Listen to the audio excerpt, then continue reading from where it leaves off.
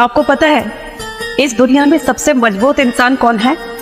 इस दुनिया में सबसे मजबूत इंसान वो होता है जिसके ख्वाब भी टूटे, सपने भी टूटे, अपने भी रूठे, सब रिश्ते नाते सब छूट गए और फिर भी वो कहता है सब ठीक है।